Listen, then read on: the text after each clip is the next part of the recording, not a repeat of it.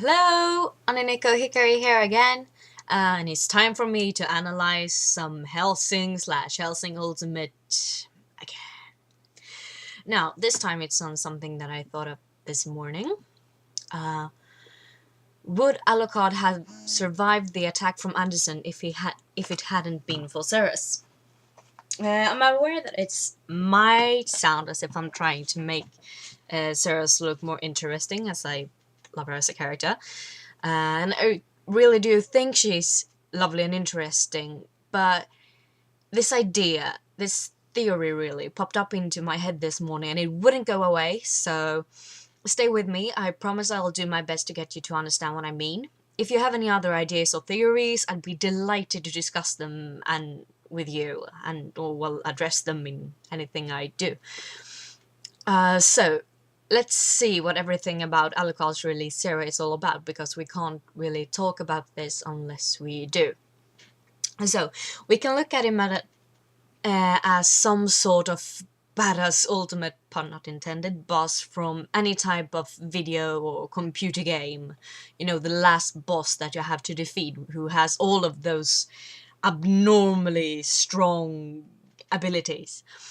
Let's say that while he's in his usual sealed form, he has all those over 3 million of lives in him, and you can only hurt him one life at a time instead of taking chunks of his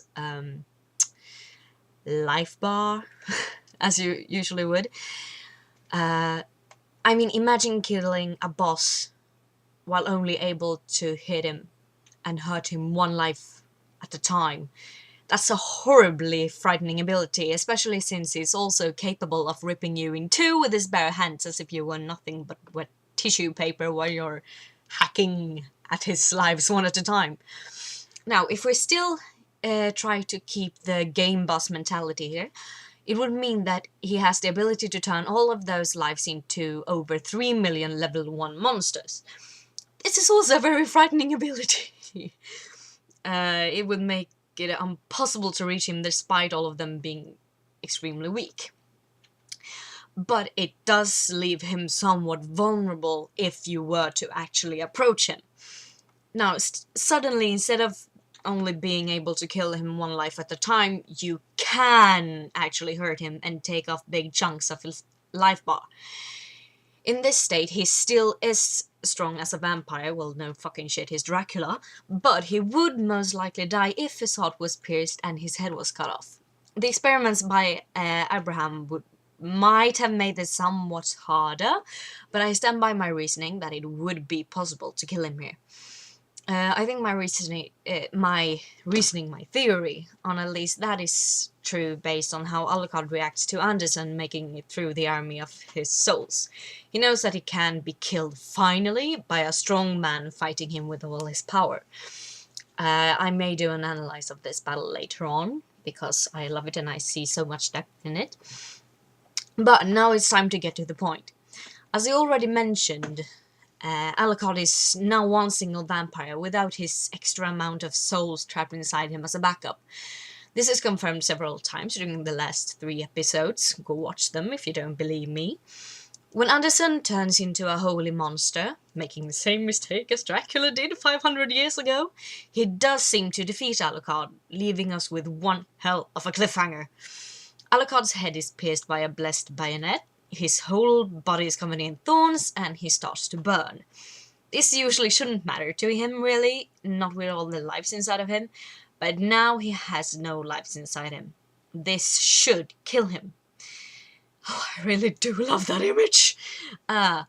Logically, like I said, it would kill him. If you look at his face and, well, the fact that all his souls turn into a fucking bonfire, it's comparable to a critical strike in a boss battle.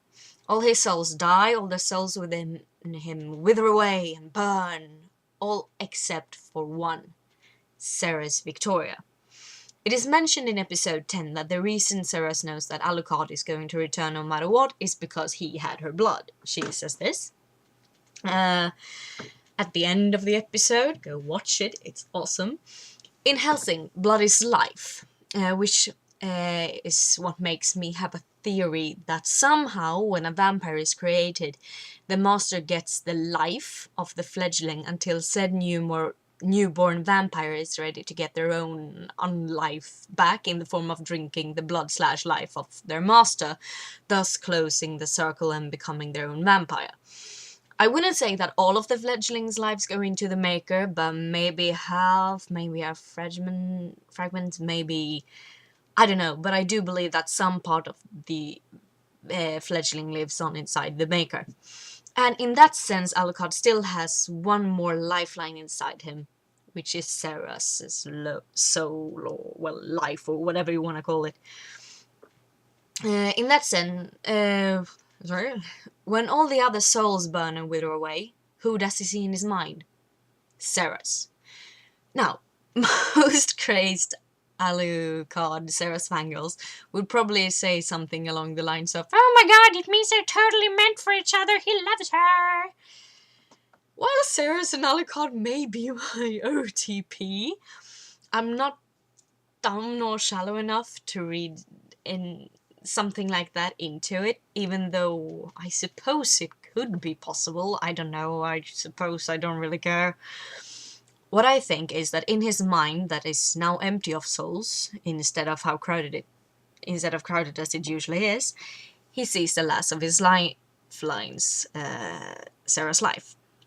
Also, he only wakes up properly and heals nicely once Sarah gets close.